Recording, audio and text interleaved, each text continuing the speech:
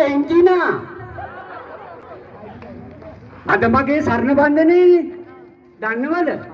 Wedding එක සරණ බන්ධනේ. පන්සල පල්ලෙහා හෝල් එකක් තියෙනවා. ඒකේ තිබුණේ අනේ උදේ. දන්නේම නෑනේ. නෑදෑයෝ ටිකයි ඔක්කොම එහෙ. ඒ කතාව තමයි තප්පර දෙකකින් ටට්ටක් ගාලා ගියෝගෙන යනවා.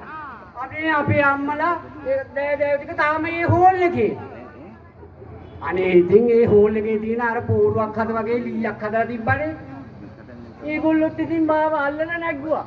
මාත් අමාරුවෙන් කොහොම හරි නැග්ගලා ඒක උඩට.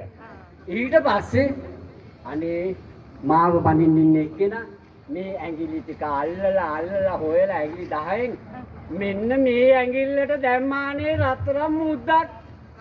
මේක රත්තරන් මාත්තුද කියලා බලන්න ඉතින් බැංකුවේ උගස් තියලාම තමයි බලන්න ඕනේ. ඒ විතරක් නෙමෙයි. වැලිවිට මාළඹේකේ උගස් ගන්නවා. ඒ විතරක් නෙමෙයි. පිල්ල අත ගාලා ලස්සන මාලයක් දැම්මානේ. මේ බලන්නකෝ. ඒ විතරක් නෙමෙයි.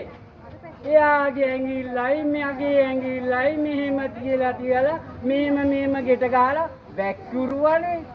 මොනවාද? පෑන් මංගල පෑන්. කාරි සනීපයක් සීතලක් දැනුණා. ඒ විතරක් නෙමෙයි. ඊට පස්සේ තෑගිත් දුන්නා.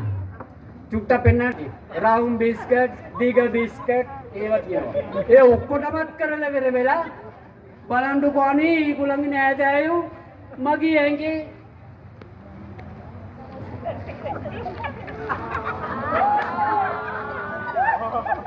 මේම දාලා ඒක මං හිතන්නේ ආස පාට වෙන්නේ නැති මං කෝ පස්සේ හදලා දෙන්න පෙන්නන්නම් කියලා. ඊට පස්සේ අනේ මාව බදලලා බස්සනකොටම පාටස් ගාලා පොල් ගෙඩියක් බින්දන්නේ අනේ. එතකොට අනේ මාව බනින්න හිටපු මං ලෙන්චිනානේ මගේ ජසයා ඒකටත් වේල් දාලා හිටියේ. මූ මාව දාලා වෙලා අන්න තාම හෝල් එක ඇස්සේ ඒ පොල් බෑල කනවා. මං